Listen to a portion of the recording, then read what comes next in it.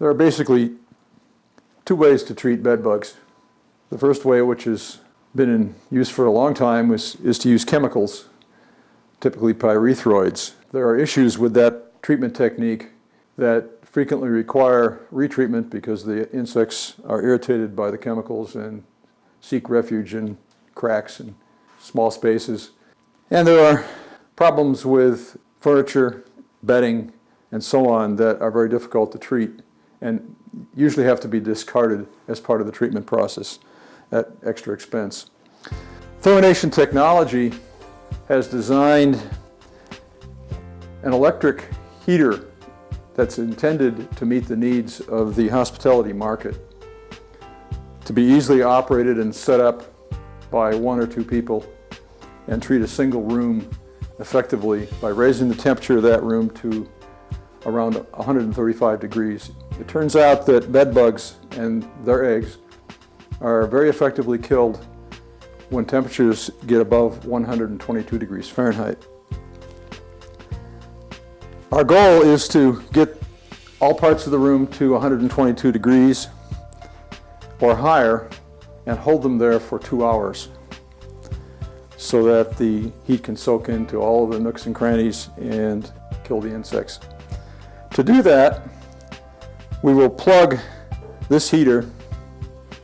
This is a model 2024, which takes two 20 amp circuits. And in this case, this room has a 20 amp circuit on the air conditioning unit. And we will use one cord to power from this outlet and then a longer cord to go to an adjacent room out through the window and plug it in over there to obtain another 20 amp circuit to give us the power we need to power a 9 kilowatt heater. We need to circulate the air to make sure that it reaches all parts of the room. So the treatment kit includes two fans, which are wheeled for easy transport. The heater itself is wheeled for easy transport and storage and is fairly lightweight. It's only about 55 pounds. As part of the setup process, we have to move furniture and bedding away from the walls to improve air circulation and place spacers under the furniture. And this is a typical spacer we have, an aluminum spacer that has been designed to allow airflow under the furniture. During the treatment process, we will go around and check temperatures of various surfaces to make sure that they are at the 122 degree or higher temperature level. We also have a data logger. This is a USB data logger, which will be set up somewhere on a piece of furniture or bedding and monitor the entire treatment process. When we're done treating this room, it will be plugged into a computer or laptop, and the data can then be displayed and recorded as part of a permanent record. This room, as in many hotel rooms, has a sprinkler head, and most sprinkler heads are set at 155 degrees to avoid the possibility of setting off a sprinkler head. We place an insulating device over the sprinkler head and pull it up tight to the ceiling, and this will give us at least 10 degrees of cooling, so the sprinkler head should have a 30+ degree safety margin. Next is to actually set up this room and show you the process of treatment. We typically remove the bedding. It can be put in a laundry basket and kept in the room to be treated as well, but normally it would be taken out and washed and dried. Dryers reach a high enough temperature to kill the insects and their eggs in any bedding or clothing.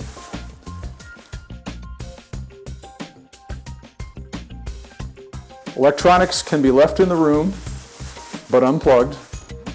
In this case, we would unplug the refrigerator, open the cupboard doors. TV sets, radios, whatever, can be left in the room as part of the treatment process, but they should be unplugged.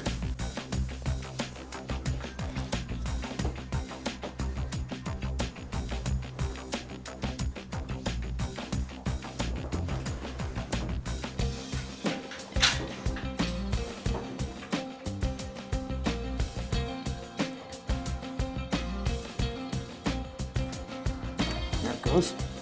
We took the screw out along with the picture. You want to lift? Oops, it's sliding. It's sliding. It's sliding off, yeah. Okay, now roll it toward you. Higher. There you go.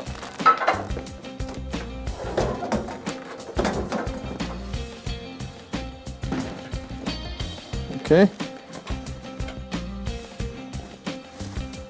Okay, we lean them together. Good trick if you can do it. This is the data logger, and I'll place it here just to make sure that the room reaches the proper temperatures. Place the heater.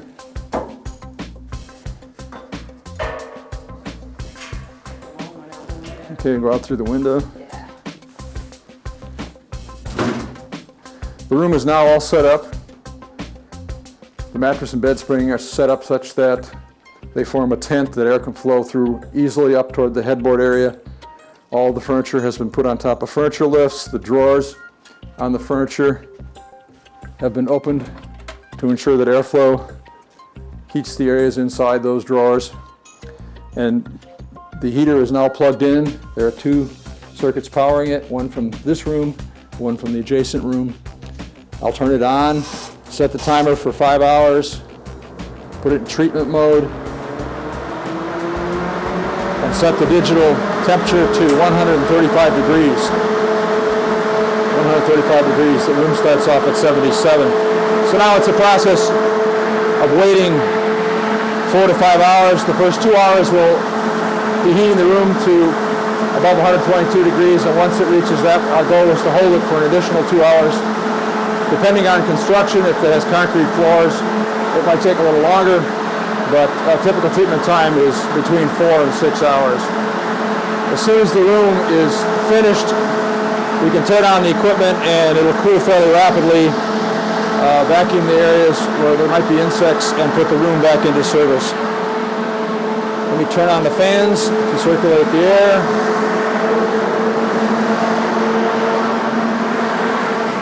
The fans will run throughout the entire treatment process.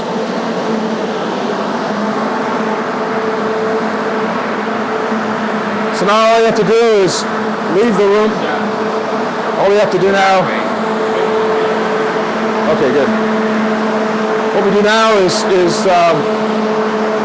leave the room, close the door. You can come back in periodically to check temperatures with the infrared thermometer. At about the 2-hour point, it would be good to come in and check temperatures to see where you're at, and perhaps the 3 and 4 hour points to make sure that certain critical areas have reached the 122 degree treatment level or higher. So the system will run automatically and shut itself off when the timer runs out.